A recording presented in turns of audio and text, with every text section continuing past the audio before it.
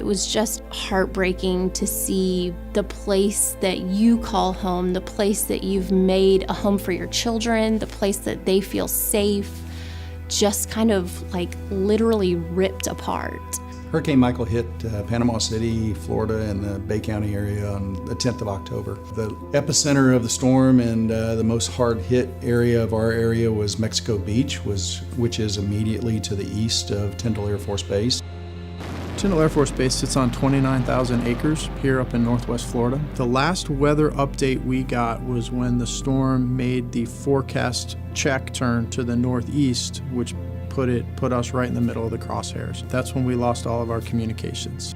Our base, Naval Support Activity Panama City, is located by the St. Andrews Bay. We evacuated our base by the end of the day. And at this point, me and a small group of my team, continuity of operations team, we were located at the Bay County EOC with all the local authorities, and we were standing by to wait for the storm to actually hit. It looked like a bomb went off very shortly thereafter. We did not know what to expect. We had never experienced anything quite like this before. Life and day-to-day activities have changed for all of us. What all of us are collectively doing is looking at the condition that we are in right now and seizing the opportunity to make this a base that'll be relevant for decades to come. Everybody's mind has had to shift into this new age of adapting and innovating and just doing what we can to make sure that the mission doesn't stop. What does energy resiliency look like? What does facility resiliency look like? How do you rebuild your IT infrastructure in a way that takes advantage of 21st century technologies? How do you build smart facilities? The key lesson for any community that's going to go through a storm in the future is what's your community built upon? And ours is really built upon trust and working together in partnerships.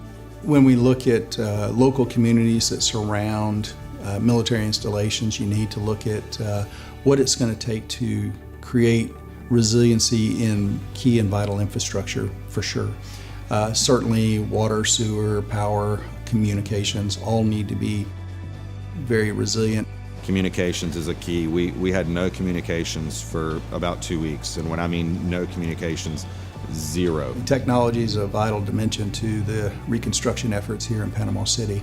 One of the things that is happening is we're seeing a great commitment on behalf of communications businesses that are looking to invest into this community. 5G technology, which will help not only this community, but certainly Tyndall Air Force Base. We're reaching out to industry, trying to get their best practices, their best ideas. We had an Industry Day event last week where we invited them to participate, and we're going to continue to do that to solicit some of their ideas. We've brought the experts from the Air Force who do community planning. So these are civil engineers and community planners. They're here on our base every day to make sure that we are building the base of the future. What we hear in the past from other natural disasters is it's a 10-year build-out for recovery, and we're problem solvers in Bay County. We're going to solve these problems quicker. We'll dive into these issues that we know we faced immediately and figure out solutions so when the next one hits, the next community can look to us for answers.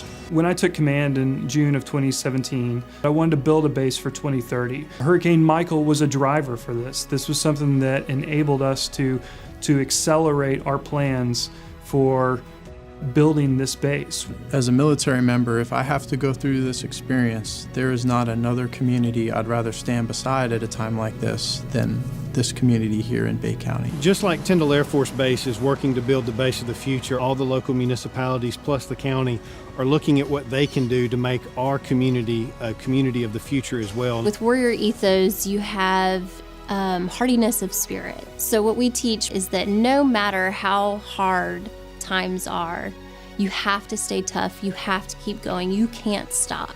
So sure, we were a great base October 9th, 2018, but what can we be in the future? So what can we take from here, learn from it, and make it even better for the people down the road?